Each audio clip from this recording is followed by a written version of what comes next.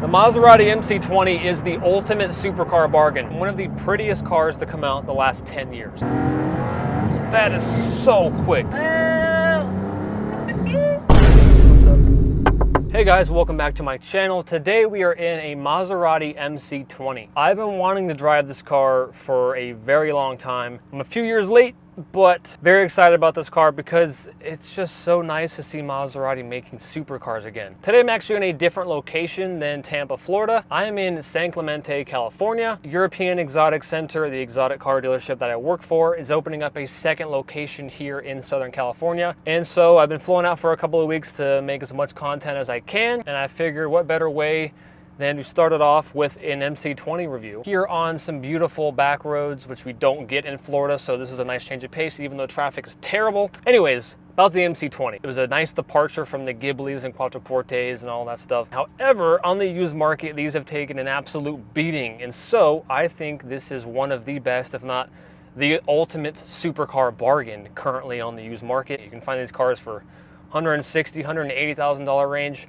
And I think they're going to keep dropping, and honestly I think it's just a lot of car for the money. So let's go ahead and take it out for a drive and see why you should pick up an MC20 on the used market. If you're not subscribed to my channel, please consider subscribing if you'd like to see all my future supercar content, including plenty of car reviews to come. There's a lot of traffic on Ortega Highway, but maybe I'll still be able to fill this car out a little bit. We have a 3-liter twin turbo V6 developing 630 horsepower, non-hybrid, I will add. We're cruising on the interstate.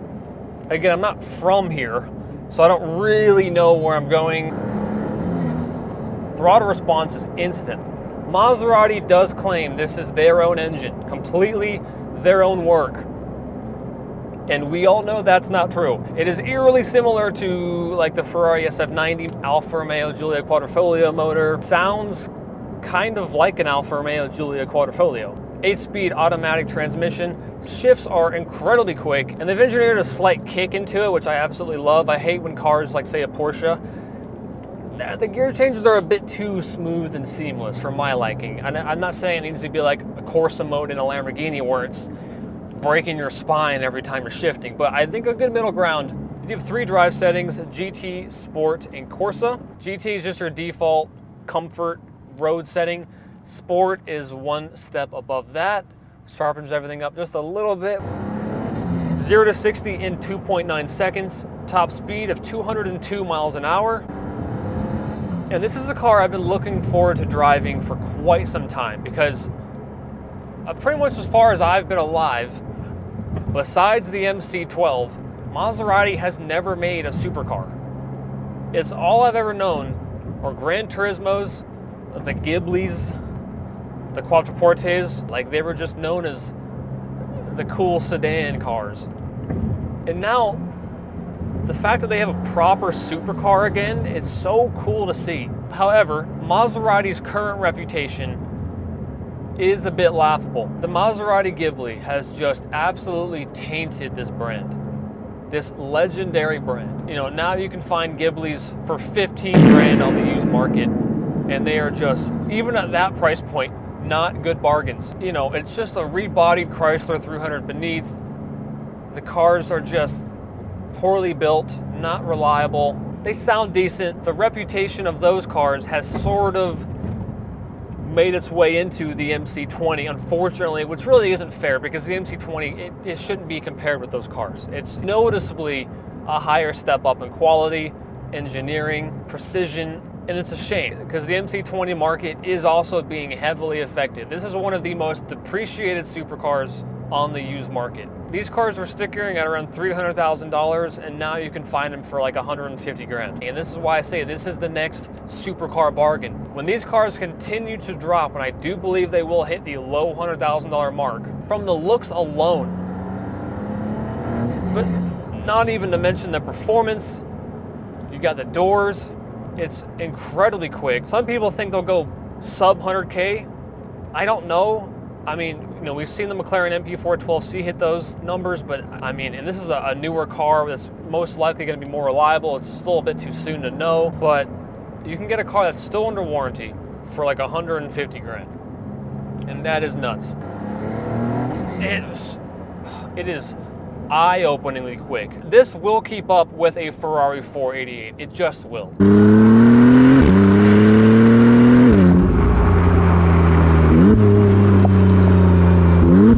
This is an excellent alternative to a McLaren 570S. I think it looks better. It's newer tech. But it is so savagely quick. It just launches you into Uranus. Now, I did bring my girlfriend to California as well, so I'm gonna make a quick pit stop and pick her up and see what she thinks of the MC20. Oh, Lord. This made me walk up like 200 stairs.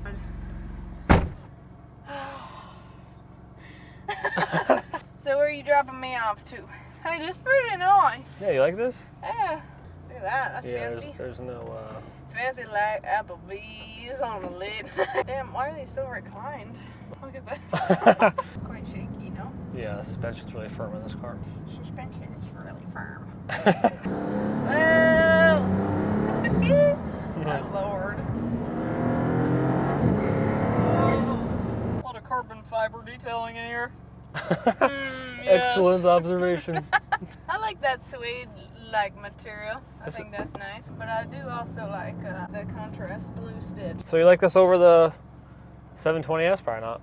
No, fuck that. Hell no. You like it more than the Huracán? Yeah, we have I one. think so. Where do you want to get dropped off at? Hey, wherever. What's up? Oh.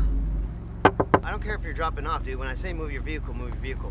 Yeah, Technically, you're not allowed to park here. This is where Charlie parks. If you want to drop somebody off, you can find a spot. I don't need an explanation. Why is it so hard to just be like a cool cop? Like, it's not that hard.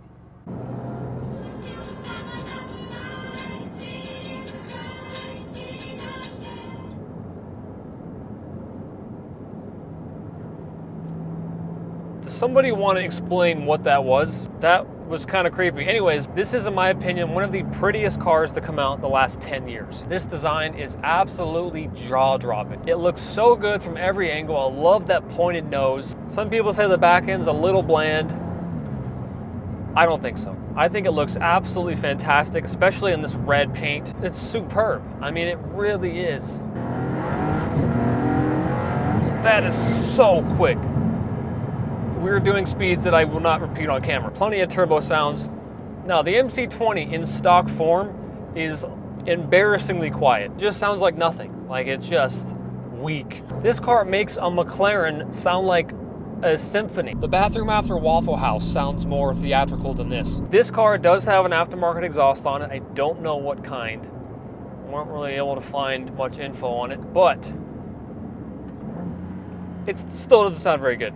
Brakes are you really gotta press hard to stop at all. They are carbon ceramic brakes. Steering feel, really not existent, to be honest. In terms of interior space, I'm about 6'4", and honestly, I've got plenty of headroom, plenty of leg room, plenty of width in here. It is a nice place to be. I will say, interior design language, it's kind of hit or miss for me. Part of me likes the simplicity of it because a lot of cars nowadays are just so overcomplicated.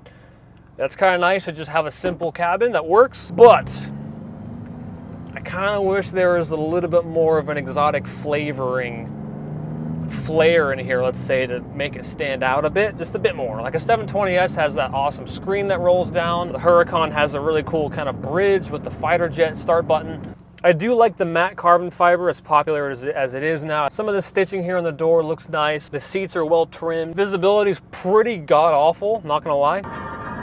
Why does the music keep playing randomly? Already, this is the classic Maserati. I don't know how to turn the volume. Only thing I don't like is everything's done through this touchscreen, and it's very hard to pinpoint where everything is and what everything does. I just want a physical button. Why is that so hard?